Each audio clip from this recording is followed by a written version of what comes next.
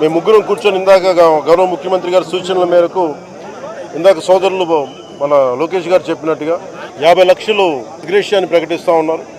అలాగే ఒక 5 ఎకరాల పొలం అని కూడా తెలియజేశారు. అలాగే 300 గజాలు ఇంటి స్థలం అని కూడా అనౌన్స్ చేశాం. అలాగే ప్రభుత్వంలో వాళ్ళకి ఎవరికైనా సరే వాళ్ళ నాన్నగారికి కానీ ఎవరికి కానీ ప్రభుత్వ ఉద్యోగం కూడా ఖచ్చితంగా ఇవ్వాలనేది క్యాబినెట్లో ముందు పెట్టి దాని నిర్ణయం తీసుకుంటాం. ఇవన్నీ కాకుండా నేను అదనంగా వ్యక్తిగతంగా నేను కూర్చోబెట్టి నా ట్రస్ట్ ద్వారా ఒక 25 లక్షల రూపాయలు వారి కుటుంబానికి నా వ్యక్తిగతంగా నేను సాయం చేస్తానని తెలియజేసుకుంటే ఇలాంటి పరిస్థితులు రాకూడదని కోరుకుంటాం. కానీ దురదృష్టవశాత్తు ఇలాంటి జరిగినాయి. మనం అందరం ఇలాంటి పరిస్థితుల్లో భారతదేశ ప్రభుత్వానికి, ఆర్మీకి, నేవీకి, ఎయిర్ ఫోర్స్కి, ఎంటైర్ డిఫెన్స్ ఫోర్సెస్కి ఇది మనం అండగా ఉండాల్సిన సమయం. ప్రతి ఒక్కరూ చాలా ఎరుకుతోటి చాలా జాగ్రత్తగా ఉండాలి.